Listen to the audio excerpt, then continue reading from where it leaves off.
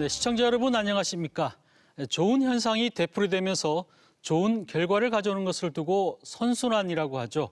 올해 충청남도가 정책의 선순환을 통해서 더 행복한 충남을 만들겠다는 각오로 새해부터 분주하게 움직이고 있는데요.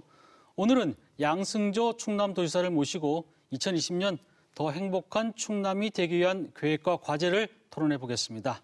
네, 양승조 충남도지사 나와주셨습니다. 예, 반갑습니다. 네, 배재대학교 법무행정대학원장 최호택 교수 나와주셨습니다. 안녕하세요. 네, 단국대학교 정책경영대학원 이희성 교수 나와주셨습니다. 안녕하세요. 네, 우선 새해를 맞아 도민이 충남도에 바라는 점 인터뷰로 담아봤습니다. 보고 본격적인 토론 시작하겠습니다. 충남 아산에 삼성이 13조를 투자한다는 소식에 아산이 지금 엄청 뜨겁잖아요. 그런데 상대적으로 박탈감이랄까 그렇게 느껴지는 것도 사실입니다. 충남에 아산만큼 입지 좋은 땅이 많거든요. 올해는 대규모 대기업 유치가 지역 경제를 활력을 주길 기대합니다. 내프가 언제쯤이면 살아날지 그게 저는 제일 큰 걱정입니다. 악취는 조금 해결된 것도 같은데 그것도 지켜봐야 하고 이런저런 이유로 내포로 이주한 것을 후회하는 분들도 많습니다. 무엇보다 올해는 내포가 좀 살아났으면 합니다. 혁신도시 지정이 가능한 것인지, 가능하다면 언제쯤 가능한지 희망고문처럼 느껴지는 혁신도시 지정이 올해는 꼭 현실로 이뤄지기를 바라고 있습니다. 네, 2020년 올 한 해 충남도가 어떻게 하면 더 행복해질 수 있을지 기대가 큰데요. 어떤 목표를 가지고 또 어떻게 나아가야 될지 새해 인사를 겸해서 지사님께서 말씀 좀 부탁드립니다. 예, 일단 충남 도정의 목표가 크게 4가지가 있습니다. 예, 저출산 문제를 풀어내기 위해서 아이 키우기 좋은 충남을 만들자. 두 번째, 고령화 시대를 맞이해서 어르신의 행복한 충남을 만들자. 세 번째, 사회 양극화를 해소해서 더불어 잘 사는 충남을 만들자. 네 번째, 기업하기 좋은 충남을 만들어서 경제와 복지가 선순환하는 그래서 더 행복한 충남, 대한민국 중심을 만들자는 것에 도정의 기본 목표인데요.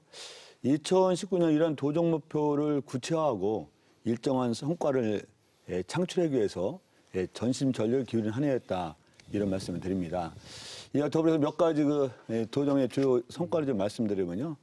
여러 가지 국제적으로 글로벌 경기 침체라든가 미중 간의 무역 분쟁 같은 게 있음에도 불구하고 또 국내 내수 침체가 있었다는 그 평가에도 불구하고 749개의 국내 기업을 충청남도에 유치했고 15개 외국인 기업으로부터 투자 유치라는 것은 커다란 성과였다. 특히 외자 유치 같은 경우는 서울 경기를 제외하고 수도권을 제외하고 1등한 유치 시점이 나타났는데 이것은 커다란 성과였다. 이런 말씀을 드리고요. 덧붙여서 몇 가지만 좀 설명을 드리면 충청남도는 광역자치단체에서 처음으로 충남형 아기수당을 지급해서 현재 한 24개월까지 지급하고 있다는 말씀을 드리고요. 거기에 충청남도 공공기관에서는 8세 이하 아이를 둔 부모가 1시간 늦게 출근하고 1시간 일찍 퇴근하는 제도를 이미 시행하고 있다. 그런 말씀을 드리면서 전국 최초로 고등학교 무상교육이라든가 그래서 충청남도 고등학교 학생 부모가 수업료라든가 책값을 일체 내지 않는 것도 커다란 성과였다 말씀드리고 100% 고등학교까지 친환경 무상급식을 실시하는 것도 우리 커다란 하나의 성과였다. 네. 이런 말씀을 드리면서 그 밖에도 예를 들어서 75세 이상 어르신들이 시내버스와 농어촌 버스를 타면 무료로 하는 사업을 2019년 7월 이후부터 시행하는 것도 커다란 성과였다. 네. 그런 말씀을 드리겠습니다. 올 한 해 이제 경제적인 성과, 외자 유치라든지 기업 유치 그리고 특히 복지 정책에 대해서 굉장히 좀 강화됐고 또 새로운 복지 정책들도 많이 시행이 됐다 이렇게 말씀하셨는데. 네, 그렇습니다. 예. 최호택 교수님, 네. 올 한 해, 그러니까 지난 한 해 충남도정 어떻게 평가해 볼 수 있을까요? 네. 글쎄 이제 아무래도 저는 이제 대학에서 이제 평가를 학점으로 이제 하다 보니까 제가 좀 외람되지만 우리 지사님 학점을 좀 드린다면 저는 최소한 A0 이상은 되지 않을까 하는 생각을 해봅니다. 왜냐하면은 정말 국가적으로 그런 어려운 환경 속에서도 아까 우리 지사님 말씀하신 대로 기업 유치 실적이라든지 또 복지 부분 이런 부분들에 상당한 진전이 있었기 때문에 저는 그렇게 드리고 싶고요. 또 하나는 최근에 그 충남도의 청렴도가 과거에는 네, 좀 맞습니다. 상당히 문제가 많았는데 국가권익위 평가에서도 이제 2등급으로 지금 이제 올라가고 그래서 이제 그런 부분도 그렇고요. 또 모 일간지에서 최근에 여론조사한 걸 보니까 충청권 4개 광역도시에서도 가장 그 도정 운영이 잘 됐다라는 이제 그런 평가도 나오고 그래서 뭐 그렇게 점수를 줄 수밖에 없는데요. 네. 다만 이제 한 가지 좀 아쉬운 것 뭐 몇 가지를 좀 들자면 네네. 아직까지 충남도가 복지에 그렇게 신경을 쓰고 있는데도 불구하고 자살률이 전국 1위란 말이죠. 네네. 그 문제는 복지하고 자살률이 어떻게 보면은 같이 가야 되는데 지금 이제 거꾸로 가고 있단 말이에요. 네. 그 원인이 도대체 무엇인지라는 것도 한번 제가 좀 궁금한 측면이 있는 거고요. 그 다음에 지금 그러니까 이제 기업이나 이런 것이 들어오고 하는 것도 참 좋은데 그러니까 사실 지역 경제가 활성화되기 위해서는 기업이 이렇게 그 활성화되는 것도 있고 또 하나는 측면은 관광 쪽이 이제 활성화돼야지만이 네네. 사람들이 이제 몰려드는 거잖아요. 그렇습니다. 그래서 이제 근데 안면도 개발이 지금 상당히 좀 더디게 진행되고 있어서 그 부분도 좀 어떻게 될 것인지 뭐 이런 게 좀 궁금합니다. 예. 네, 우선 우리 교수님 말씀에 좀 답변을 올릴까요? 예, 예. 네. 먼저 아까 A+A0 이상 된다는 평가에 아주 감사드리고요. 자연스럽게 충남 도민이 좀 자부심을 갖고 기셔 좋을 만한 게 충청남도가 정부 지자체 합동평가에서 2년 연속 전국 1위를 했습니다. 특히 이민은 것에 평가 항목이 한 155개 정도 되는데 그중에서 104개 정도가 우수평가를 받았던 것은 참 놀랄만한 일이다. 그래서 큰 자부심을 가지고 된다는 말씀드리고요. 또 정부 국비 예산이 7조 시대를 활짝 열었다는 것도 나름대로 평가라 할 만한데요. 우리 교수님 말씀을 두 가지 부분에서 좀 말씀을 드리면요. 일단 충청남도가 최근 10년에 거의 전국에서 이 자살률이 우위권 밖으로 나간 적이 없다는 그 안타까움만 있습니다. 우리가 2019년 통계는 정확하게 나오지 않았지만 18년에도 역시 전국에서 1위 자살률이 나타나는 것은 참으로 부끄러운 일이죠.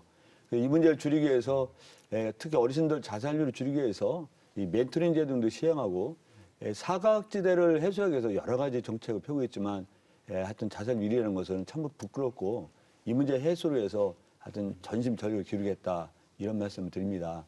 하여튼 그나마요 그중에 다양스러운 것은 노인 자살률이 또 역시 마찬가지 1등이었었는데 이게 세 번째로 좀 내려앉은 것은 나름대로 좋은 신호가 아닌가 생각하고 이런 부끄러운 자살률 1위기로 이것을 타파하기 위해서 하여튼 전 그 행정력이라든가 어떤 복지 사각지대 해소를 통해서라도 이 문제를 해소하려고 적극 노력을 기울이겠다 이런 말씀을 드립니다. 안면도 관광 문제를 말씀해 주셨는데요. 사실 안면도 관광 개발을 통해서 그냥 30년 동안 우리가 진행을 했지만 뚜렷한 그 본계획 체계조차 없었습니다. 그래서 지금은 현재 안면도 관광지를 한 4개 지구로 나눠서 개발을 시작하고 있는데요. 1지구 같은 경우는 네이처 영농조합법에 의해서 임대를 줘서 일정한 사업을 하고 있고요. 2지구 같은 경우는 나라키움 정책연수원이라는 이 중앙정부에서 해서 예산 이미 확보해서 이제 시작할 거다 말씀드리는데요. 3지구, 4지구인데 3지구가 콘도 지역이에요. 이 4지구가 골프 지역인데 콘도 3지구인 콘도 지역 같은 경우는 우리 한 30년 만에 모 업체와 본계획을 체결한 것은 나름대로 좀 진일보한 한 해였다는 말씀 드리고요. 본계획을 체결하고 투자이행보증금 한 10억 정도를 납입받았고 1월 18일 투자이행보증금 나머지를 납입받으면 대체로 하면 2021년 내년 6월까지는 모든 그 행정 절차를 마무리하고 12월부터는 이 착수에 들어가서 한 26년 정도에는 3지구 이 콘도 사업이 완성되는 목표로 하는데 이게 제대로 진행이 되면 4지구 골프장 건설도 함께 연계해서 진행되지 않을까 생각합니다. 여러 가지 걱정이 있으셨지만 30년간 답보 상태에 있다가 3지구에서 본계획을 체결한 것도 하나의 나름대로 큰 진전을 발걸음했다 생각하고 차질 없이 진행될 수 있도록 최선을 다하겠다는 말씀 드립니다. 네, 알겠습니다. 뭐 참고로 충남의 자살률을 가지고 저희가 한번 조사를 해봤는데요. 네. 그 충남 도민들의 기질도 좀 관련이 있다는 얘기가 있더라고요. 충청 도민들이 이제 뭐 속에 끓는 거를 밖으로 표출시키지 않고 좀 내재하면서 좀 이렇게 하는 부분들이 자살률 증가에도 좀 기여하지 않는가. 이건 뭐 여담으로 말씀드리고요. 그 이희성 교수님은 어떻게 보십니까? 예, 뭐 지금 예. 지사님 도정에 대해서 자체 평가를 또 이렇게 해주시고 또 최 교수님도 A 학점 아주 굉장히 후한 점수를 주셨는데 예, 저도 뭐 전체적으로 보면은 굉장히 안정감 있게 도정이 예, 진행이 됐다. 그리고 기업 유치 등에 대한 성과는 지금 말씀하신 대로 굉장한 성과다 이렇게 평가를 하는데 그런 부분에서 지금 외자 유치가 좀 일부 지역에 좀 몰려 있다라는 그런 지적도 있습니다. 그런 부분에서 이제 좀 불균형이 좀 심화되고 있지 않나 그런 우려들이 있어요, 사실상. 그리고 그렇습니다. 인구 통계 그 추이에 대한 또 통계를 보니까 2040년까지 지금 충남 같은 경우는 서북부 지역에 한 4개 도시 정도는 인구가 느는데 나머지 지역은 인구가 계속 감소하고 또 한 7개 지역은 인구 소멸 지역으로 또 분류를 해놨더라고요. 그래서 아무래도 이게 충남이라는 전체적인 지역의 그 균형감 있는 발전을 위해서는 이런 어떤 안배, 정책의 안배 이런 것도 좀 중요하지 않을까. 그런 부분에서 지금 내포 신도시가 아무래도 분기점이 될 것 같아요. 2만 6천 정도인데 그렇습니다. 우려를 많이 하세요. 내년이면 이게 10만 목표, 물론 좀 어려운 것 같은데 그래서 제가 좀 그런 부분에서 좀 여쭙고 싶습니다. 내포 신도시에 대한 플랜이 좀 어떤 쪽으로 좀 가고 계신지. 예. 일단 2012년도 내포 신도시가 처음 시작할 때 그 인구가 509명이었습니다. 예, 작년 12월 말에 하면 26,469명 정도가 됐는데요. 내년 2020년도 인구 목표가 10만 명인데 내년도에 10만 명 채우는 것은 그 가능하지 않다라는 생각하고요. 다만 내포 신도시가 여러 가지 그 활성화에 이제 내포 신도시 발전해서 우리가 여러 가지 계획을 생각하고 있는데 일단 정주 여건이 좀 개선돼야 된다는 생각이 듭니다. 현재 사실 내포 같은 경우는 변변에 스포츠 센터 하나 없단 말이에요. 그래서 내포에는 종합 스포츠 센터가 우리가 건립을 계획하고 시행을 해서 22년 정도 완공이 됩니다. 그런 거에서 충남 도립미술관 같은 경우도 우리가 한다든가 또 충남에 농수산물 종합센터가 들어와서요. 거기에 대형 마트가 들어오고 일단 생활 편의시설 들어온 것도 하나의 내포의 정주 여건을 개선하는 거다 말씀드리고요. 또 정주 여건에서 가장 중요한 것 중에 의료시설 아니겠습니까? 그 중성자 그 센터라 그래서 한국 중성자 센터라 해서 거기서 암치료 전문 종합병원을 만드는데 암치료만 하는 게 아니라 종합병원을 만들어서 어떤 의료시설이 들어오고 예정대로 작년에 이제 본계가 체결했는데요. 예정대로는 22년도에 병원을 개원할 수 있는 것도 내포의 정주 여건을 우리가 획기적으로 개선할 수 있는 거 하나의 방안이다 말씀드리고요. 특히 인구 증가 요인에서는 이미 공공기관이 107개가 들어오기로 예정되어 있었는데 이미 98개가 들어왔습니다. 나머지는 9개 정도밖에 안 돼요. 그래서 충남의 공공기관만 입주해서는 내포 신도시 인구 증가 일정한 한계가 있다는 걸 우리가 충분히 인식하고 있고요. 그래서 내포에 이제 첨단 산업단지가 1단지, 2단지가 있거든요. 1단지는 대략 한 그 분양률이 한 54% 정도 되는데 여기에 15개의 기업과 2개의 공공기관이 들어옵니다. 현재 이제 착수하고 공사가 진행 중인데 이게 들어오면 내포 신도시가 나름대로 활성화될 수 있는 하나의 그 기폭제가 될 거다. 또 더구나 이제 내포 신도시를 중심으로 해서 혁신도시 지정을 우리 충청남도가 전력을 기울여서 추진하고 있지 않습니까? 혁신도시 지정이 된다면 혁신도시 지정을 통해서 국가로부터 일정한 지원을 받고 또 혁신도시 지정이 된다면 그 시기가 언제쯤 모르지만 국가 공공기관이 또 이전하게 되지 않겠습니까? 그러면서 내포 신도시가 나름대로 좀 완성된 단계로 가는 방향을 잡고 있고 하여튼 내포 신도시 활성화를 해서 전심 전력을 기울이고 있다 그런 말씀을 드리겠습니다. 네.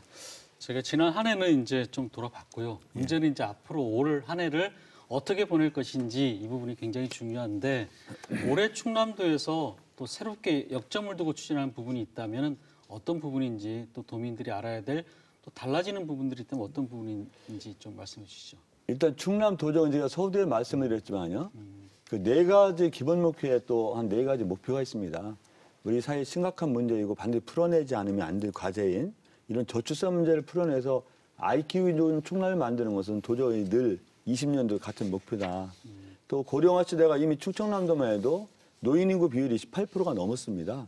이런 고령화 시대를 맞아서 어르신의 행복한 충남을 만드는 것도 또 하나의 목표다 말씀드리고요. 또 극심한 사회 양극화를 해소해서 220만 충남도민이 더불어 잘 사는 충남을 만드는 것도 도저히 목표고 가장 기업화에 좀 충남을 만드는 것도 도저히 목표인데 여기에 새롭게 성장하는 충남을 만들어보자. 또 여유롭고 풍요로운 충남을 만들어 보자는 거죠. 고르게 발전하는 충남을 만들어보는 건 교수님 말씀하신 것 같은 일맥상통하는 문제이고요. 네. 여기에 지속 가능하고 쾌적한 충남을 만들어자 보자는 게 이런 나름대로 8대 목표인데 이런 8대 목표를 2020년도에 좀 심화시키고 발전시켜야 되겠다. 그런 말씀을 드립니다. 근데 2020년도에 도정의 목표가 몇 가지가 있는데요. 가장 중요한 목표는 작년에 법안 심사를 통과됐지만 국회 본회의 통과하지 못한 혁신도 지정을 위한 국가균형발전법 특별법이 올해 임시국회에서 반드시 통과될 수 있는 게 첫 번째 과제이고요. 평택에서 오송까지 가는 그 KTX 지하 복선화 사업이 진행 중인데 천안 아산역을 사실 정차하지 않기로 해서 결정했는데 반드시 천안 아산역 정차를 하는 것도 우리 충남 도정의 또 현안 목표다. 또 작년에 서해선에서 홍성에서 이제 송산, 화성 송산까지 했는데 이게 직결로 가지 않고 환승으로 간다고 발표를 했는데 홍성에서 서울까지 직결로 가는 서해선 직결 문제도 충청남도가 바로 해결할 커다란 과제다는 말씀을 드리겠습니다. 이런 커다란 현안 문제를 해결하는 게 충남도정의 커다란 목표다 하는 말씀 드리고요. 네, 새롭게 시행하는 그 시책 몇 가지만 말씀드릴까요? 그건 저희가 토론하면서 그렇게 진행하도록 하겠습니다. 하겠습니다. 일단 아마 이 교통 또 철도 이런 부분에 대해서 굉장히 이제 좀 여러 가지 새로운 계획을 가지고 계시고 또 미래지향적인 이런 산업 성장 동력도 이제 앞으로 좀 추진할 부분이 있다고 보시는 것 같고 최 교수님 보시기에 올해 제일 시급한 현안 부분이 있다면 어떤 부분이 있을까요? 뭐 많이 있겠지만 그 중에서도 좀 간략하게 본다면. 아무래도 이제 뭐 충남 하면은 이제 딱 이미지가 미세먼지가 많은 그런 지역이다. 이게 이제 지난번 대통령께서 신년사 할 때 전국적으로 미세먼지가 감축을 했다고 이렇게 말씀을 하시더라고요. 한 연 뭐 1조 원 정도 투입을 해서 이제 그런 성과를 가져왔다고 그러는데 이 지역에 있는 시민들 입장에서 보면은 그게 무슨 얘기야? 지금 갈수록 더 힘들어 죽겠는데. 그리고 실제로 통계를 봐도 충남, 세종 이쪽 충청 지역 같은 경우에는 지난해보다 훨씬 더 악화된 측면이 있습니다. 그래서 이제 이런 부분이 모르겠어요. 국가가 노력을 해야 되는 건지 아니면 중국에 있는 공장을 다 문을 닫아야 되는 건지 또 우리 스스로 노력을 해서 이것이 가능한 문제인지 이건 잘 모르겠습니다만은 나름대로 충남도에서도 직접적인 지역이기 때문에 어떤 대책이 좀 있을 것 같거든요. 그 부분에 대해서 좀 얘기를 좀 해주시면 어떨까 싶습니다. 예, 교수님 말씀하신 대로 대기오염 물질, 미세먼지가 이제 심각한 상황이라는 것은 잘 인식하고 있다는 말씀을 드립니다. 심지어 3만 3이라는 말도 있지 않습니까? 그런데 대한민국 전체가 그런 공통적인 현상이라는데 충청남도가 더욱 심각한 문제를 안고 있는 게 대한민국의 화력발전소가 60기가 가동 중인데요. 무려 30기가 충청남도에 가동 중입니다. 거기다 있는 그 어떤 철강 사업 문제라든지 여러 가지 생산 공정, 발전 설비 이런 과정에서 충청남도 미세먼지 배출에 특이점이 있다면 서울하고 틀린 게요. 우리는 산업 발전 생산 공정 과정에서 배출되는 대기오염 물질 배출량의 한 67.4%를 차지합니다. 그래서 대책도 틀려야 돼요. 그래서 충청은 몇 가지 대책을 하고 있는데요. 일단 통계적으로 보면 우리 도민들께서 체감할 수는 없겠지만 통계적으로 보면 대기오염 물질 배출이라든가 미세먼지가 줄어든 것은 통계적으로 맞습니다. 아마 그럼에도 충청남도에서 이 문제에 대해서 정말 특단의 대책을 세워야 되겠다고 생각하는데요. 근본적인 대기오염 물질 배출 원인을 제거하는 게 근본적인 문제 아니겠습니까? 근데 대기오염 물질 배출을 가장 많이 배출시키는 게 화력발전소와 제철인데요. 그게 뭐 나빠서가 아니라 불가피하게 그렇습니다. 그래서 대기오염 물질 배출을 가장 많이 배출시키는 노후화된 화력발전소, 보령 화력 1호기, 2호기가 지금 36년차, 37년차가 되거든요. 다행스럽게 충청남도가 이 문제 조기 폐쇄를 해서 아주 줄기차게 주장을 했는데 작년 말에 있는 정부에서 보령 화력 1호기, 2호기를 조기 폐쇄가 결정돼서 2020년 12월에 조기 폐쇄가 됩니다. 그럼 근본적인 문제의 한 부분이 또 해결되는 거 아니겠습니까? 이런 문제가 있고요. 가장 중요한 것 중에 충청남도가 대기오염 물질 배출 허용 기준을 갖다 중앙정부보다 한 30% 강화된 조례를 만들어서 4월 1일부터 시행하는 것도 우리가 하나의 특단의 대책 중에 하나고요. 또 여러 가지 그 노후화된 그 배출 차량, 오염물질 배출 차량의 제한 문제라든지 여러 가지 대책을 세우고 있다는 점도 말씀드립니다. 얘기를 하셨으니까 원래 저희가 이제 토론 주제에 이 미세먼지 화력발전소 있는데 뭐 이참에 얘기를 좀 나눠보죠. 네. 지금 화력발전소 조기 폐쇄가 이제 올해 보령 화력 1, 2호기가 이루어지고 있고요. 예, 그렇습니다. 예, 그리고 또 우리나라 전체에 한 30기 정도가 충남에 있다고 하더라고요. 네네. 근데 화력발전소 폐쇄가 정말 미세먼지 감소에 효과가 있느냐에 대해서 또 의문을 또 드러내는 이런 분들도 또 있더라고요. 예. 그럼 어떻습니까? 이희성 교수님 보시기에는 어떻습니까? 네, 뭐 중국은 계속 부인하고 있지만 실질적으로 미세먼지의 원인이 70% 이상은 중국발 미세먼지로 우리가 뭐 다 알고 있는 사실 아니겠습니까? 그리고 이제 화력발전소 폐쇄가 뭔가 좀 정책적으로는 가장 그래도 보여질 수 있는 큰 그런 정책이면 틀림없는데 사회자께서 말씀하신 대로 그거에 대한 효과가 어느 정도인지는 사실 검증된 건 없어요. 예. 그런 부분에서 또 지역에 어떻게 보면은 그 화력발전소가 지역의 고용 창출이라든가 지역 경제에 굉장히 중요한 역할을 했던 건 사실인데 또 기사를 보니까 그 지역민들은 또 그 부분에 대해서 또 반대 여론도 형성이 되고 있는 것 같아요. 그래서 이게 지자체 차원에서 미세먼지 대책을 해결하는 거는 저는 한계가 있다 이렇게 보여지고 그래서 이건 좀 길게 봐야 되지 않을까. 그리고 정부와 또 직접적 당사자인 좀 중국과의 그런 부분들을 좀 접근해야 되지 않을까 싶은데 어떻게 보시는지. 예, 말씀하셨듯이 이제 그 지역 주민들 그런 문제까지 좀 그렇습니다. 이제 교수님 말씀대로 이게 그 미세먼지라든가 대기오염물질 배출의 원인이 네. 외부에서 특히 중국에서 영향과 내부적 요인이 있겠는데요. 이제 외부적 요인이 어느 정도 차이냐는 견해마다 약간 틀리긴 합니다. 계절적 요인이 큽니다. 예를 들어서 3월이라든가 4월 황사 때라든가 그럴 때는 더 심각한데요. 대략 뭐 전문가들이 하면 적게는 한 18% 전후에서 한 50% 차지할 때도 있지만 그냥 산병 상시는 그렇지 않다는 말씀드리고요. 관련해서 그런 문제를 우리가 정확하게 측정해서 우리 충남 서단의 경렬 비열도와 외연도에 대기오염 측정 종합 측정소를 설치해서 그 문제를 정확하게 파악하고자 하는 그 설비를 한다는 말씀을 드리고요. 화력발전소가 어떤 대기오염물질 배출에 어느 정도 영향을 미치냐에 대해서는 좀 통계가 나와 있는 게 있습니다. 네. 어떤 통계냐면 우리가 3월이라든가 4월 같은 건 노후화된 화력발전소를 가동 중단을 시키거든요. 그러면 대기오염물질이라든가 이런 미세먼지, 초미세먼지 농도가 훨씬 더 내려갑니다. 그래서 실질적으로 화력발전소라든가 어떤 제철 이런 데서 배출되는 양이 많다는 것은 어떤 남대로 그 객관적인 통계가 보여주겠고요. 그래서 그러면서 하여튼 가장 많이 배출되는 그 화력발전소라든가 제철 문제라든가 이런 데서 좀 배출 요인을 좀 줄여줘야 된다라고 생각하고요. 다행스럽게 충청남도가 가장 대기오염물질 배출을 많이 배출시키는 20개 다른 배출업소가 자발적 협약을 맺었습니다. 그래서 2022년까지 대략 한 35.3% 정도가 감축될 예정인데 아마 이건 초과 달성될 거라는 예상이 들고요. 여기 현재 20개가 자발적 협약 대상이지만 이거를 100개 정도로 증가시켜서 이 대기오염물질 배출의 원인부터 우리가 제기하겠다 그런 말씀을 드립니다. 그래서 이런 원인과 동시에 예를 들어서 그 대기오염물질이라든가 미세먼지의 취약계층에 대해서는 어떤 마스크 문제라든가 공기청정기 지급이라든가 이런 걸 통해서 단기적, 중기적의 중요 과제를 삼고 미세먼지에 대응하겠다는 말씀을 드리겠습니다. 그리고 저도 한 가지 좀 말씀을 드리면 그 2019년 10월 20일 날인가요? 그 충남 미세먼지 대책 포럼이 있었는데 거기에서 이제 서울대 그 이경 교수 주장에 의하면 이제 그런 것도 문제지만 충남의 미세먼지의 가장 큰 문제는 사실은 이제 거기에 그 녹지 비율이 전국의 최하위라는 거예요.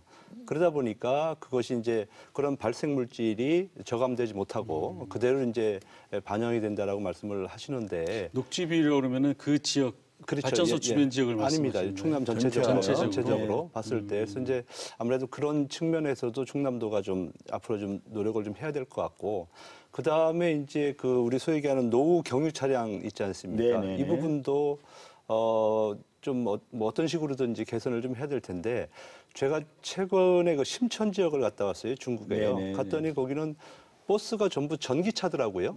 그러니까 허가가 안 난다는 거예요. 휘발유차나 경유차 같은 경우는 허가가 안 나고. 그리고 이제 거기에 다니는 오토바이가 전부 전기 오토바이더라고요. 그러니까 충청남도에서도 그런 특단의 대책을 국가와 상의해서 좀 국가 보조 사업으로 좀 진행을 좀 해보면 어떨까 하는 생각을 좀 해봅니다. 그 말씀에 좀 답변을 올릴까요? 예. 하여튼 교수님 말씀 지적에 저는 100% 동의한다는 말씀을 드리고요. 일단 다만 녹지 비율이 어디까지 보는데 대한민국에서 대개 이제 임야 비율이 대한민국 한 60% 정도 되는데요.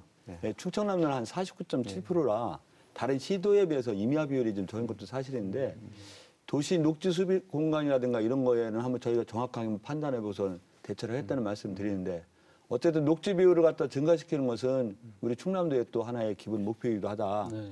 그래서 도시 녹지 숲을 조성하는 것도 충남도의 하나의 그 사업이고요. 꾸준히 증가해서 그런 문제를 좀 해소하겠다는 말씀을 드릴게요. 말씀하신 노후 경유 차량 그 제한 문제는 노후 경유차 제한 문제는 우리 충청남도도 함께 하고 있다는 말씀드리고요. 특히 노후 경유 차량을 갖다 교체하는 사업에 대해서 지원하는 것도 우리 충청남도가 현재 시행하고 있다 그런 말씀드립니다. 2019년도에 우리 교수님 말씀하신 대로 수소차라든가 네. 전기차 같은 거 한 3,600대 정도를 우리가 그 차량에 지원하고 확대했는데요. 이런 그 친환경차 보급 사업을 갖다 더욱더 확대해서 말씀드린 친환경차가 주류가 될 수 있는 대세가 될 수 있는 충청남도를 만들 수 있도록 꾸준히 진행하겠다는 말씀 올려드리겠습니다. 짧게 요거 하나만 좀 여쭤볼게요. 지금 고령화력 1, 2호기가 우리 폐쇄가 되는데 그 지역 주민들한테 이 산업적인 영향은 없을까요? 물론 있습니다. 네. 대략 우리가 직접 고용, 간접 고용 한 320명 정도가 되는데요. 140명, 180명에서. 그런데 이런 직접 고용과 간접 고용에 대해서는 우리가 충분히 그 대비를 해서 보령 화력뿐만 아니라 이런 에너지 전환에서는 우리 충청남도 도정의 기본 목표는 정의로운 전환이 돼야 된다. 어떤 그 일자리가 유지되고 계승돼야 되는 문제가 있고요. 지역 경제에 영향을 끼쳐서는 안 된다는 것 두 가지 관점에서 정의로운 전환을 기하고 있다는 말씀을 드리고요. 우리가 만약 12월에 노화력발전소가 1호기후가 폐쇄된다면 21년도에 신서천 화력발전소가 개통이 됩니다. 우리가 직접 고용은 그쪽에서 전환될 수 있도록 우리 충청남도가 부단히 노력할 것이고요. 이런 그 보령시한테 주는 화력발전 지원세가 있지 않습니까? 네. 이런 문제가 한 14억, 주민들의 지원이 한 12억 정도가 되는 조기 폐쇄함으로써 이 문제 충남도정이 보령시가 협의해서 전혀 그 문제에 대해서 보령 시민과 보령시가 피해가 있는 일이 없도록 우리가 만전히 준비를 하겠다는 그런 말씀도 드립니다. 알겠습니다. 그럼 여기서 저희가 시민 인터뷰를 좀 들어보고 토론 이어가도록 하겠습니다. 미세먼지 문제가 제일 걱정 아닐까요? 이젠 겨울에도 심하고 여러 가지 대책을 세우고는 있는 것 같은데 효과가 별로 없는 것 같습니다. 올해는 실제로 체감할 수 있는 정책이 나왔으면 합니다. 지난해 돼지열병 때문에 몸살을 앓았는데요. 해마다 구제역의 조류 독감에 축산농가가 마음 놓고 살 수가 없었습니다. 방역 대책에 좀 더 만전을 기울여 주셨으면 합니다. 농촌 경제가 말이 아닙니다. 농산물 가격을 갈수록 떨어지고 대출 규제 때문에 농협에 대출 받기도 어렵고요. 그래서 부도가 나는 영농인들이 많아요. 농업은 근간인데 위기를 극복하도록 도에서 지원을 좀 주시면 참 좋겠습니다. 네, 아무래도 뭐 미세먼지 대책이라든지 또 농촌 경제의 어려움 뭐 이런 부분들을 많이 말씀하시는데 일단 저희가 지난해 그 삼성이 이제 13조 아산에 투자를 했어요. 저희 경제 네네. 부분을 조금 이야기를 해보면은 삼성의 이제 아산 투자로 인해서 지역 경제는 큰 도움이 될 것 같은데 문제는 상대적으로 지금 아까 이 교수님 말씀하셨듯이 충남 남부 지역 같은 경우는 좀 고령화되는 데다가 또 인구 소멸까지 위험을 안고 있어서 네, 그렇습니다. 굉장히 어려움이 큰데 상대적 박탈감 좀 있을 것 같아요. 충남 북부와 서부는 나날이 발전하는데 이 남부 지역은 좀 변화가 좀 없다. 이 어떻게 좀 준비하고 계십니까? 이 남북 격차 해소라든지 또 지역 경제 발전. 네. 예, 수도권 집중의 폐해가 있다면 충청남도도 이 북부권 중심의 폐해가 있을 거라 생각합니다. 아직까지 그 폐해가 심각하게 나타나는 건 아니지만 궁극적으로는 불균형 발전이라는 것은 상대적 박탈감, 소외감과 동시에 그 지역의 소멸 또는 소멸 위험 지경을 빠지는 거 아니겠습니까? 그러면서 충청남도도 균형 발전이 하나의 도정의 목표다 하는 말씀 드리고요. 두 가지 점에서 추진하고 있다는 말씀을 드릴게요. 충청남도는 다른 시도에서는 균형 발전 특별 회계 예산이 있습니다. 그래서 어떤 북부권, 천안, 아산, 뭐 서산, 당진 이런 계룡 같은 걸 제외한 지역에 균형 발전 예산을 특별히 배정해서 현재 집행되고 있는데요. 지금까지는 그 지역에 한 100억 정도가 추가로 되는데 21년도부터는 150억으로 증액되면서 예산군이 거기에 균형 발전 예산 지원 대상 지역에 포함된다는 말씀도 아울러 드리고요. 두 번째는 남북권이라든가 서해안권 문제인데요.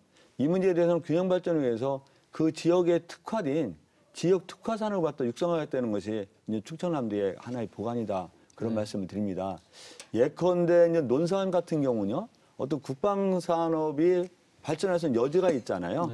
그래서 이제 삼군 본부가 있죠. 육군 논산 훈련소가 있죠. 그래서 논산 같은 경우 예를 들어서 국방 산업 단지를 조성해서 국방 비무기 체계 지원 체계라는데요. 전력 지원 체계 산업을 갖다가 활성화시켜서 어떤 논산의 발전을 기하겠다. 또 아니면 탑종호 중심으로 해서 어떤 관광 단지화시켜서 어떤 그 논산이 발전을 기하겠다는 거 하나의 예를 들었지만 이와 같이 각 지역의 특성에 맞는 지역 특화 산업을 육성해서 불균형 발전을 실현하고 균형 발전을 가겠다는 건 충청남도 도전 목표다라는 말씀을 드립니다. 예.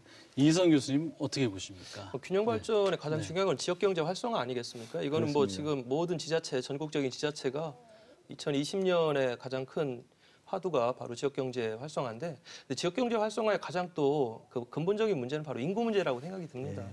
뭔가 생산과 소비의 주체가 그 지역에 공존하고 있지 못하기 때문에 나타나는 문제라고 생각이 들거든요. 그래서 이것을 단일로 떼어서 생각할 것이 아니라 좀 통합적인 형태의 어떤 정책을 구상하는 게 좋겠다. 앞서 서남부 지역이 좀 불균형이 심화돼 있지만 그 지역만이 갖고 있는 특화 자원들이 있는데 대부분 특화 자원의 소재들이 관광적 요소 아니면 농업적 기반 뭐 이런 부분들이에요. 근데 이러한 그 지역적 그 특징들은 그 우리나라의 대부분의 좀 지역 경제가 낙후되거나 좀 불균형이 심한 지역에 동일하게 나타나는 것이거든요. 그래서 그러한 지역의 좀 원천 소스라고 해야 되나요? 좀 더 세밀한 연구를 좀 해서 접근했으면 좋겠다. 왜냐하면은 도정에서 매년 이렇게 반복적으로 이야기하는 것들이 지금 논산하고 이것도 한 10년 이상 계속 똑같은 이야기가 반복되어져 오는 것 같아가지고 그래서 그 부분에 대해서 2020년에는 좀 더 큰 그림을 좀 가지시고 접근했으면 좋겠다 이런 좀 부탁을 좀 드리겠습니다. 말씀하신 게 이제 충남만의 문제는 아니고 대한민국 전체 문제이긴 합니다. 심지어 대한민국 제2의 도시라는 부산도 인구가 날로 줄어서 한 341만 대가 작년 12월 통계고 대구도 줄고 경남, 경북, 뭐 전남, 저부 다 줄어드는데요. 그나마 상대적으로 충남이 좀 양호한 형태긴 한데 이런 농촌 문제, 군단위 문제는 심각해서 심지어 그 저출산 고령화 포럼에서는 이 상태로는 30년 안에 228개의 시군 중에서 무려 97개, 한 42% 정도의 시군구가 소멸 위에 빠진다는 통계를 내놓지 않았습니까? 그래서 이런 심각한 문제가 충청남도에도 직면해 있다는 말씀 드리는데요. 참고로 말씀드리면 충청의 모 군에서는요. 2018년에 216명이 태어났는데 874명이 돌아가셨어요.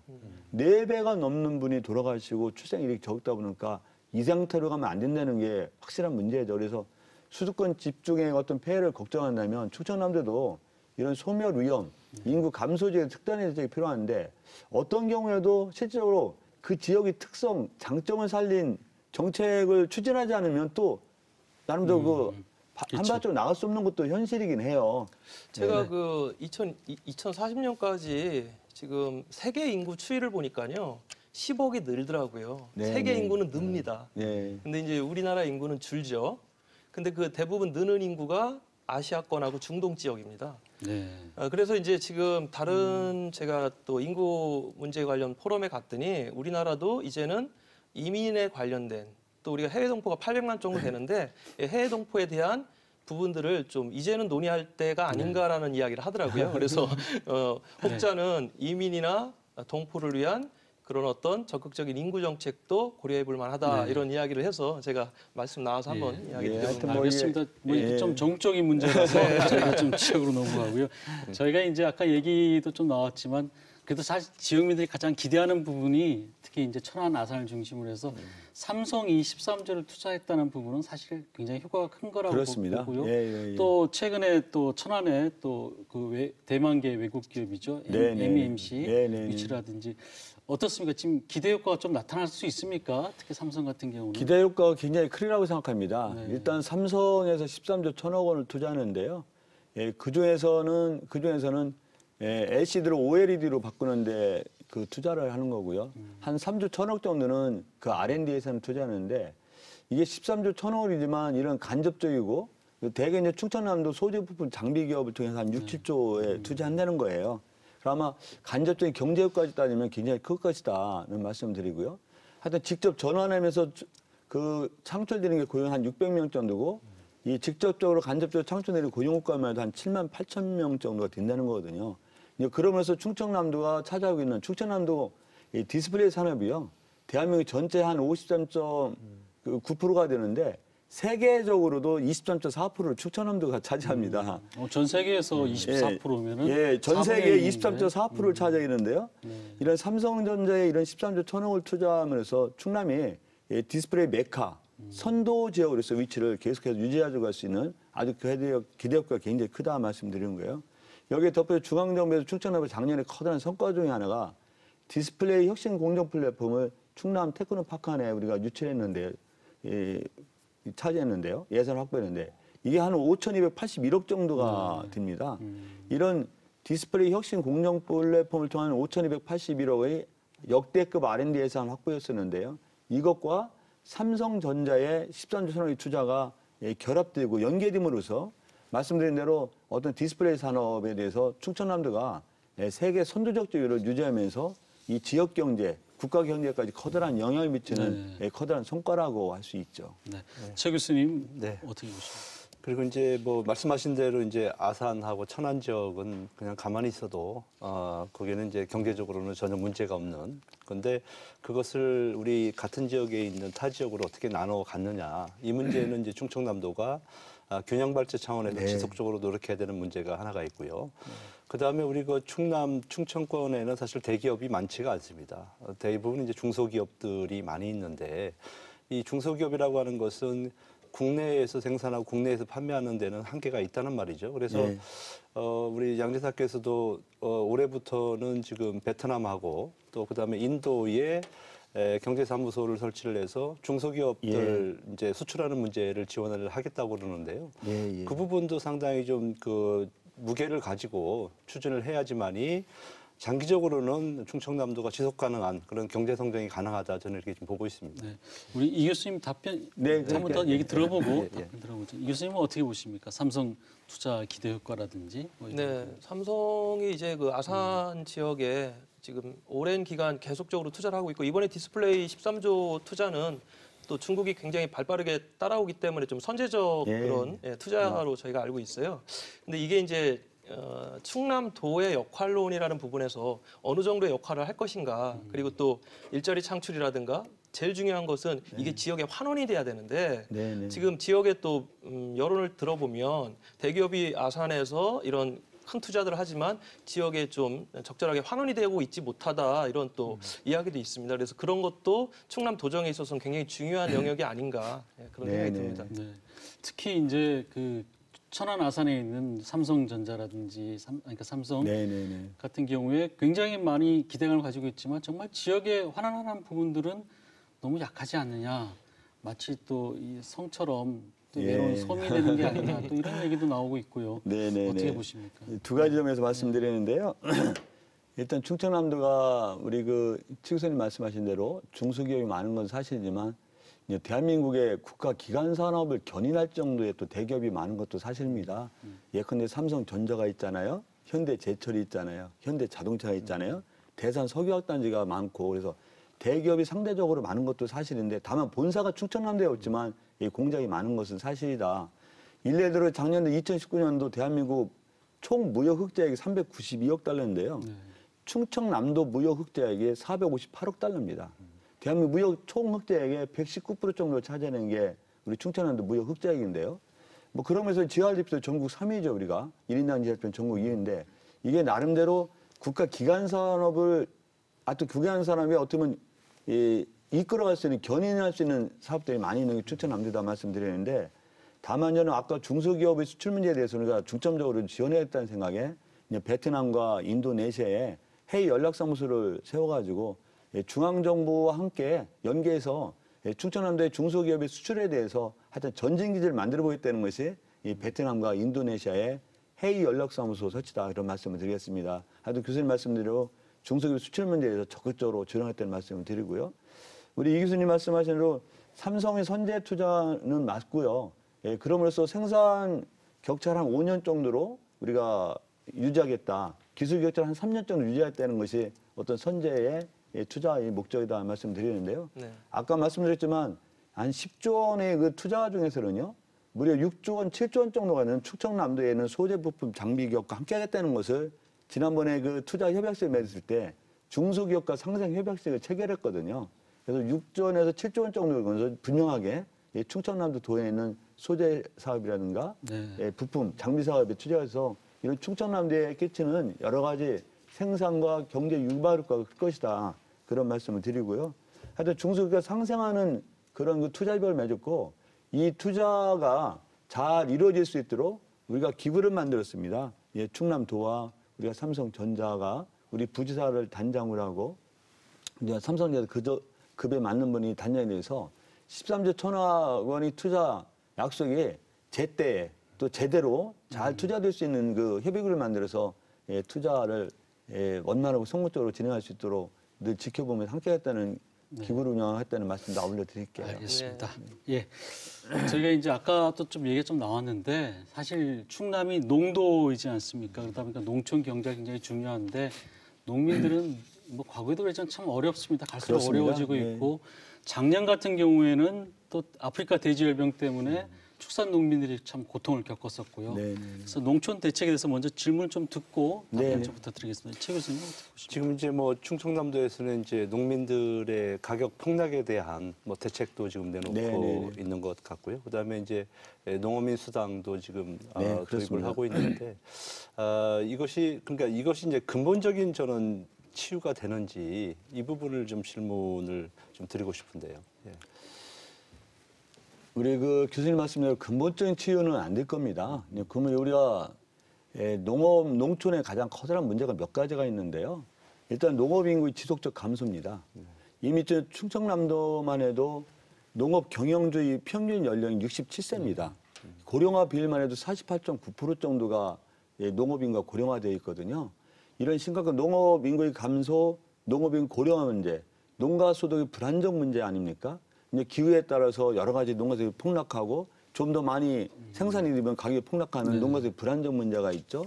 특히 제일 중요한 것 중에 하나가 판로 문제입니다. 이런 여러 가지 문제를 우리 충청남도가 계획하는 게 근본적 해결 가능하냐? 그게 100% 가능하다라는 볼 수 없습니다.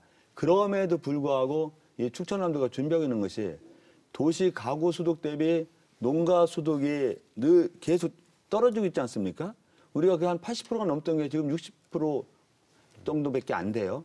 이 문제를 해결해서 충청남도가 과감하게 그 도입한 정책에 2020년도에 농어민 기본소득제를 정부에 처음으로 우리 시행합니다. 물론 전라남도라든가 전라북도가 함께 추진한 걸로 알고 있는데요. 여하간 전국 최초로 농어민 기본소득제를 추진해서 하는 것도 농가소득의 불안정에 대해서 조금은 위안이 되고 조금은 도움이 되지 않을까 생각하고 이제 2020년 시작으로 해서 이걸 좀 보완하고 좀 확대할 계획도 갖고 있다 이런 말씀을 드립니다. 지금 이제 농업 문제에서 가장 큰 문제는 사실은 이제 유통의 문제인 그렇습니다. 것 같습니다. 그런데 지금 사회 환경 변화가 이제 중간 유통에서 지금 직거래 형태로 가고 있는데요. 이제 그런 시스템을 도에서 관에서 이제 지원을 해야 되는 문제가 있고. 그 다음에 지금 이제 그냥 전통적인 농업 기술 방법 가지고는 제가 볼 때는 안 된다. 그래서 앞으로는 그 스마트 팜 있지 않습니까? 그것을 이제 대대적으로 충청남도가 좀 설치하고 지원을 한다면 아무래도 그러니까 그런 뭐 돈으로 해결하는 문제보다는 시스템을 바꿔줘서 그분들이 자생할 수 있도록 해주는 것이 어떨까 하는 생각도 해봅니다. 이희선 교수님 얘기 좀 들어보고 그렇게 하겠습니다. 네, 말씀대로 WTO 저희가 이제 그 개도국 지위를 이제 포기하면서 농촌은 더 어려워질 거라는 건 뭐 눈에 불보듯 뻔한데. 지금 보면은 이 수급 조절 유통 말씀하셨는데 수급 조절이 그러니까 수급 조절이라는 게 어떤 품목에 대한 총량에 대한 부분들로 지금 정책이 추진이 되고 있는 게 좀 문제인 것 같아요. 그 총량보다도 그 시기와 상황에 따라서 필요한 농산물들이 있거든요. 그런 부분들에 대해서 좀 요즘 뭐 빅데이터 많이 얘기하잖아요. 좀 첨단화되어 있는 여러 영역들이 있는데 그런 것들에 대한 좀 더 치밀한 정보 시스템을 좀 구축을 해서 좀 더 능동적으로 대응을 했으면 좋겠다. 예. 왜냐하면 너무 뒷북치는 정책들이 많다라는 그런 볼멘 소리들이 있기 때문에 총량이 아니라 시기와 상황에 따라서 농산물에 대한 수급을 조절할 수 있는 그런 정책들을 좀 원하는 것 같아요. 먼저 우리 최 교수님 말씀하신 직거래 문제는 굉장히 중요하다고 우리가 판단하고 있고요. 현재 대전에 있는 충남의 농산물 직거래 센터가 이제 운영 중이다 말씀드리고 거기서 충남의 농산물이 많이 직거래가 된다는 말씀도 아울러 드리고요. 또 이제 스마트팜이라든가 이런 건 세계적인 추세거든요. 우리 그 8대 선도 사업 중에 하나가 스마트팜이 들어가 있습니다. 그래서 스마트팜 이런 어떤 과학 영농, 기술 영농은 앞으로 그 방향이다 말씀드리고 그런 방향으로 해서 스마트팜이 활성화되고 발전적 충청남도도 늘 함께하고 지원을 아끼지 않겠다 이런 말씀을 드리고요. 이제 교수님 말씀하신 대로 이제 WTO 체제에서 우리가 이 개발도상국 지위를 포기하기로 하지 않습니까? 네. 이 문제가 당장 뭐 20년대 오고 21년대 오는 건 아니지만 그 차분히 준비해서 그걸로 농민의 불안정 문제는 좀 해소했다는 말씀을 드리는데 여기에 수급 조절 문제가 실제로 이런 과학기술을 위해서 수급 조절 문제 전체적으로 한번 좀 했으면 좋겠다는 생각이 들고 그런 시스템을 갖춰서 그 문제를 해결할 수 있도록 적극 노력하겠다는 말씀을 드리는데요. 이 수급 문제라든가 이런 게 어느 나라나 굉장히 어려운 문제이기도 합니다. 가장 커다란 문제는 판로 문제예요. 어떤 판로 문제가 국내 우리 소비 인구를 능가하는 생산이 굉장히 많지 않습니까? 그런데 농산물이라든가 수산물 같은 경우는 일정하게 수요보다 공급이 많을 때는 가격이 폭락할 수밖에 없는 구조예요. 그래서 이런 그 가격 안정제를 어떻게 취할 것인가. 그래서 충청남도는 우리가 농산물 가격 안정제를 광역 단위 차원에서 처음으로 충청남도가 도입해서 이미 시행하고 있다. 이런 말씀을 드리고요. 하여튼 수급 조절을 해서 여러 가지 현재 진행되는 방안과 더불어서 여러 가지 방안을 마련해서 수급 조절 문제에도 좀 탄력적으로 현명히 대처했다는 말씀입니다. 또 하나 많은 분들이 궁금해하는 게 농어민 수당을 이제 추진하시기로 했는데 이게 WTO 그 규정에 또 위배되는 게 아니냐라는 또 일각의 우려가 있어요. 그거는 네네. 아마 그 문제는 검토를 했는데요. WTO 체제에 그 위반되지는 않는 것을 결론냈고요. 농어민 기본소득제는 실제로 기본소득제입니다.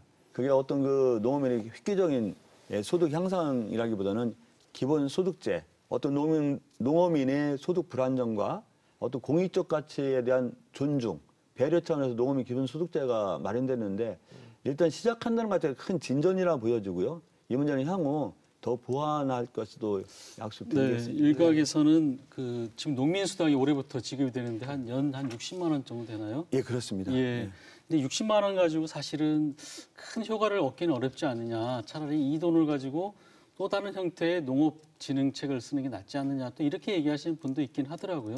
근데 뭐 그런 정책의 지적도 뭐 충분히 가능하죠. 가능한데 어떤 농업 정책의 기본적인 거는 중앙정부에서 틀을 짜지 않습니까? 거기에 부과해서 충청남도가 하는데 어떤 농어민 기본소득제는 이런 기존 정책과 병행해서 했을 때 농민들한테 나름대로 그 위안도 뿐만 아니라 공익적 가치를 제대로 발현하는 길이라 생각하기 때문에 추진하고 좀 보완하겠다는 각오를 갖고 있습니다. 저희 이제 제일 중요한 문제인데 앞에 이제 조금 말씀하셨는데 지금 혁신도시가 과연 정말 통과가 가능한 것인지 그 말씀을 하면서 이제 마무리 말씀을 좀 부탁드리겠습니다. 올해 도정 이제 이끌실. 아까 도민의 목소리를 들었을 때 희망고문이라 말씀하셨는데요. 뭐 그 지적도 옳다고 하지만 혁신도시 지정이 이제 본격적으로 거론된 거는 18년, 19년입니다. 사실 제가 도지사 공약상으로 내세웠고요. 사실 지역 인재 우선 채용 제도가 있기 전까지 그렇게 심각하게 생각을 덜 했죠. 그래서 작년부터 우리가 본격적으로 추진하는데 1차적으로 혁신도시 지정이 가능한 국가균형발전특별법 개정안이 해당 상임위 법안심사 소위에서 통과됐습니다. 근데 해당 상임위원회 법안심사 소위에 통과됐다는 것은 제가 이제 국회에서 한 14년 일한 경험으로 볼 때는 법안심사에 통과된 거는 대체로 상임위 전체위, 법사위, 본회의에서 통과되는 게 한 98%가 좀 넘죠. 더구나 해당 법안심사 통과될 때 여야의 쟁점이 아니고 여야 합의 처리가 된다는 건데 이건 커다란 성과였다. 그래서 좀 아무리 적게 잡아도 7분 응선, 8분 응선이 좀 넘었다는 말씀을 드리고요. 다만 여야 간의 국회 여러 가지 상황 때문에 그 당시 그 해당 사미가 더 열리지 못하고 본회의가 안 열린 덕분에 못했는데 아마도 2월에 임시국회가 열리게 될 것입니다. 2월에 임시국회가 열리게 되면 마지막 2월 달을 좀 마지노선을 삼고 혁신의 지정이 가능한 국가기능발전법 특별법이 상정돼서 통과될 수 있도록 최선을 다할 각오라 생각하고요. 임시국회가 정상적으로만 열리게 되면 우리가 말씀드린 대로 한 70%, 80% 능선을 넘었다. 그런 말씀을 드립니다. 네. 어떻습니까? 이 교수님. 네, 지금 법제화 시키는 부분은 말씀하신 대로 90% 이상 이렇게 갈 것 같은데 이제 충남에 지정이 되느냐, 특히 내포 신도시에 과연 이게 유치가 될 것이냐, 이제 그게 가장 큰 문제인 것 같아요. 왜냐하면 지금 총선 얼마 남지 않았기 때문에 모든 지역에서 혁신도시 유치를 위해서 정치적으로 굉장히 큰 푸시를 하고 있거든요. 특히 이제 우리 지사님께서 오랫동안 국회의원 활동을 하셔가지고 이게 이제 정치 쟁점화되면 상당히 또 어려운 부분이 있지 않습니까? 더군다나 충남은 세종시라는 또 큰 선물을 한번 받았잖아요. 그런 부분에서 좀 낙관할 수만 없다 이런 주장이 있거든요. 그런 주장도 충분히 일리가 있는데요. 네네. 지금 혁신도시 지정을 가능하게 하는 법이거든요. 그런데 혁신도시 지정이 안 돼 있는 것은 충남과 대전뿐이기 때문에 그 국가균형발전법의 내용은 충남과 대전을 목적으로 한 거나 마찬가지 법안이라는 점 말씀드리고요. 이게 만약에 그 쟁점은 지난번에 법안심사 심사 과정에 우리 충남과 대전이 함께 공동 노력한 결과로 그 문제는 해소됐다는 측면이 아주 강합니다. 그래서 이제 법안심사 소위가 통과됐다는 말씀드리고요. 여러 가지 정치 일정으로 여러 가지 복잡한 면은 있지만 2월 국회에 통과될 수 있도록 하여튼 최선을 다할 각오다. 그런 말씀을 거듭해서 드립니다. 네, 알겠습니다. 오늘 여러 가지 혁신도시 문제를 포함해서 또 지역 경제, 또 농민, 또 복지 문제 이렇게 말씀하셨는데 올 한 해 또 혁신, 더 살기 좋은 충남인가요? 모토가 더 살기 좋은 충남을 이끄시길 기대하면서 또 오늘 나오셔서 고맙습니다. 네, 감사합니다. 네, 민선 7기가 출범한 지도 벌써 1년 6개월이 지났습니다. 올해는 충남도를 비롯한 각 지자체들이 내실 있고 현실적인 정책을 통해서 삶의 질을 높이는 성과를 가져오기를 기대하겠습니다. 네, 오늘 토론 여기서 마치겠습니다. 고맙습니다.